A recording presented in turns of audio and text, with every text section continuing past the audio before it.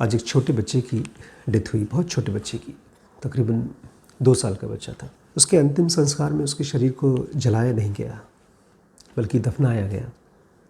तो मेरा बेटा पूछ रहा था कि ऐसा क्यों होता है कि हिंदुओं के बच्चों को अंतिम संस्कार के समय जो नॉर्मली सबको जलाया जाता है, ऐसा बच्चों को क्यों नहीं किया जाता। ये क्वेश्चन थोड़ा सा इम्पॉर्टेंट लगा, इसलिए मैं आपके सामने आज इसको शेयर कर रहा हूँ। जो बातें मैंने श्रीश से कही उससे थोड़ा और बातें मैं आपसे शेयर करना चाहता हूँ। आप लोग बड़े हैं, एडल्ट्स हैं। शरीर को जलाने का मतलब क्या है? क्यों हम शरीर जलाते हैं? जब आप थोड़ा सा पीछे जाइए, अपने पास्ट में जाइए और अपने आप से पूछिए किस समय आपको अपने होने का एहसास होना शुरू हुआ, कब आपकी पहली मेमोरी बनना शुरू हुई। उस उम्र से जो कम बच्चे होते हैं, मुझे याद है 1981 में मैंने लिखना शुरू किया डेट्स, वो मुझे याद है। मैंने अपने आप से पूछा था कि ये क्या लिख रहा हूँ मैं स्कूल में। मैं पैदा हुआ था 1976 के एंड में, तो 5 साल के करीब जब मेरी उम्र हो गई थी तब मेरी याददाश्त बनना शुरू हुई। और उसके पहले ऑलमोस्ट कुछ नहीं याद है मुझे।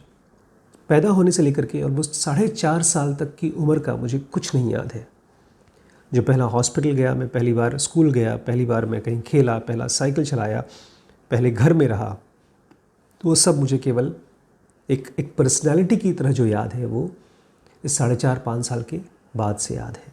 इसका मतलब है हमारी एक कॉन्शियसनेस, या कहना चाहिए हमारी सटल बॉडी या मॉलिकुलर बॉडी का जो पूरा फ्रेमवर्क तैयार होता है वो 5 साल के बाद होता है।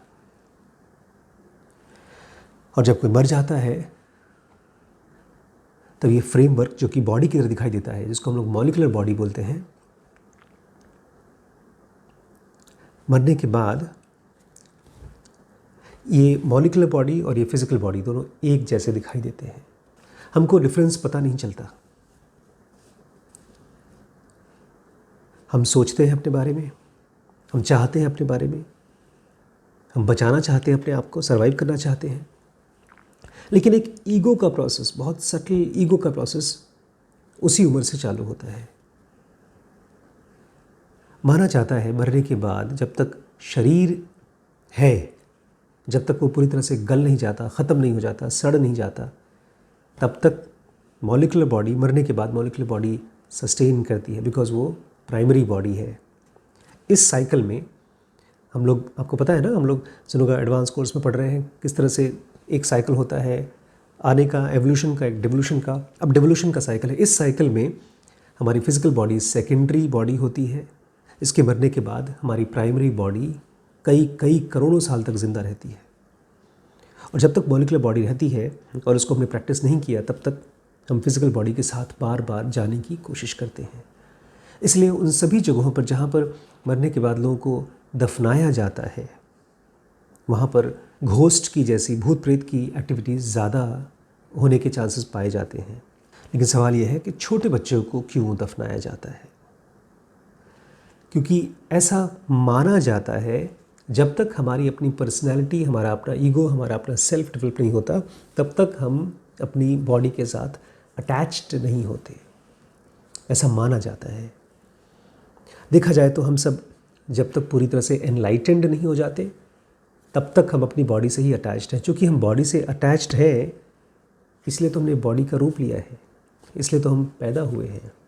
बच्चों को दफनाने का और बड़ों को जलाने का अंतिम संस्कार में रिचुअल किस लिए रखा गया?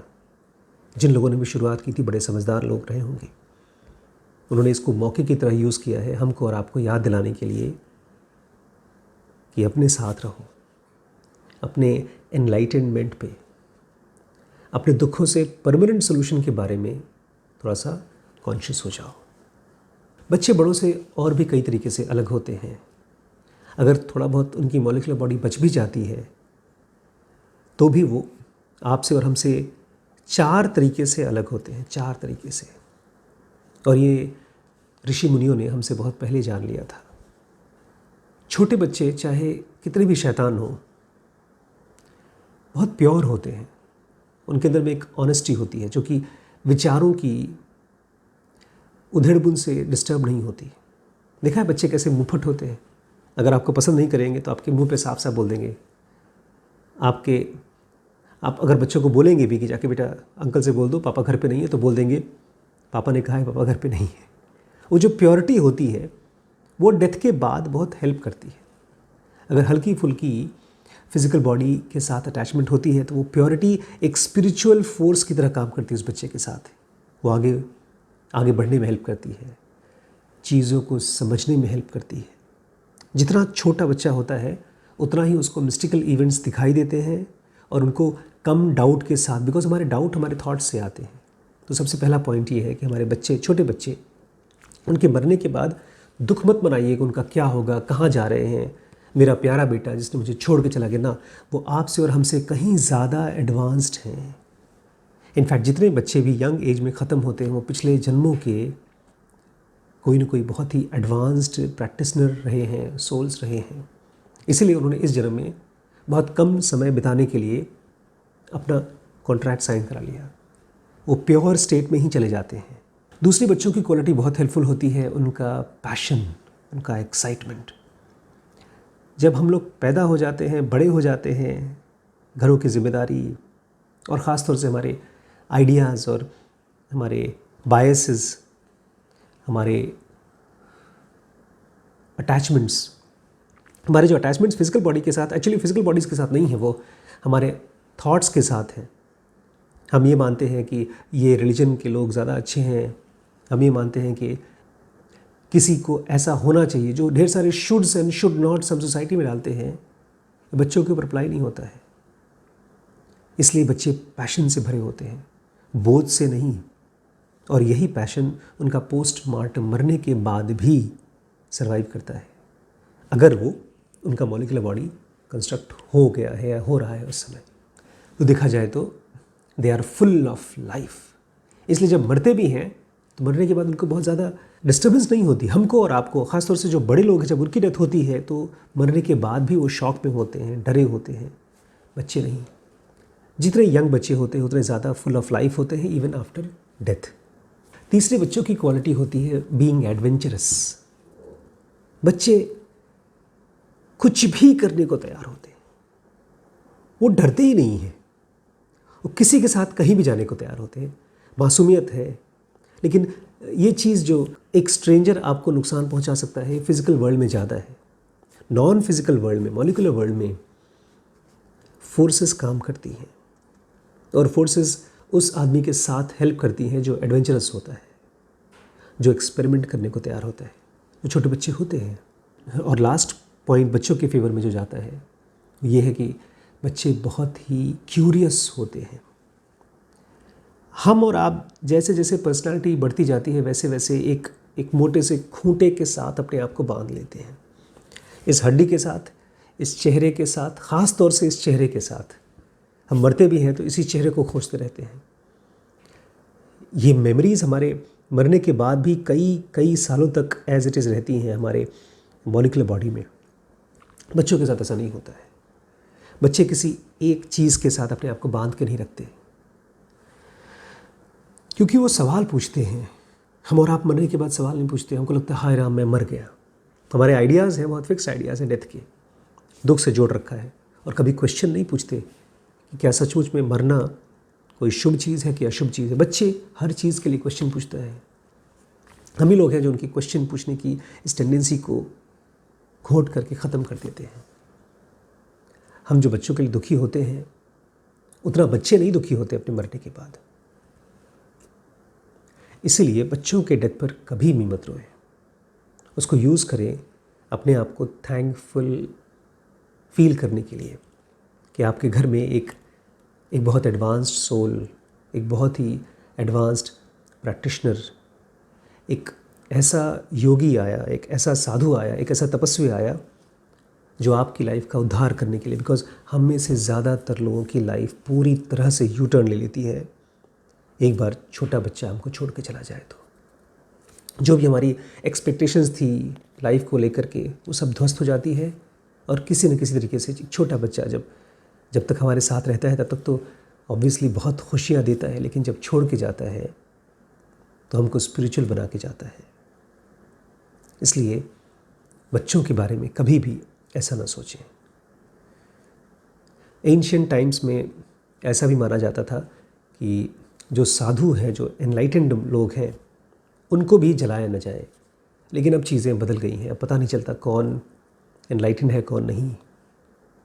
कृष्णमूर्ति ने अपने आप को, फिजिकल बॉडी को इंसिनरेट करने के लिए कहा था। ये सारी की सारी रिचुअल्स का पर्पज़ एक ही है कि आपको और हमको और अपने साथ मौत की याद दिलाते हुए डिटैच्ड करा सके, इस फिज़िकल बॉडी से डिटैच करा सके। जो आदमी जीते जी अपने फिज़िकल बॉडी से अलग नहीं हो पाता,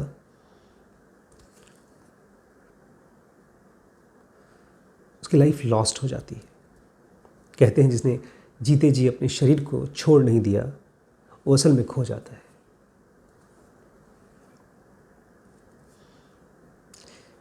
दुख की चीज़ नहीं है डेथ। डेथ याद करने की चीज़ है, खुद को याद कराने की चीज़ है। बच्चे फिज़िकल बॉडी नहीं है, हम या आप फिज़िकल बॉडी नहीं है। हमने फिज़िकल बॉडी को धारण किया है। कोई ऐसी एंटिटी है जो फिज़िकल बॉडी को धारण करती है। उस एंटिटी को जानने के लिए हमें बच्चों की तरह प्योर होना पड़ेगा, उन्हीं की तरह ऑनेस्ट होना पड़ेगा, उन्हीं की तरह क्यूरियस होना पड़ेगा, उन्हीं की तरह एडवेंचरस होना पड़ेगा। बिकॉज मेडिटेशन सबसे बड़ा एडवेंचर है। उसके लिए आपको अपने डरों के ऊपर उठ करके, बिकॉज हम में से ज़्यादातर लोगों की लाइफ रूटीन वाली है, ड्रजरी वाली है, डर वाली है, उसमें से टाइम निकाल करके अपने अंदर जाना होगा। और थोड़ा बहुत टाइम नहीं, पूरा टाइम। एक साधु मतलब एक बच्चा। इसलिए बच्चे को देखिए तो एक साधु को याद करिए, एक साधु को देखिए तो एक बच्चे को याद करिए, और उन दोनों को देख करके अपने आप से पूछिए कि मेरी लाइफ का डायरेक्शन कहाँ जाएगा, मैं कहाँ जा रहा हूँ, मरने के बाद मेरे हाथों में क्या रहेगा।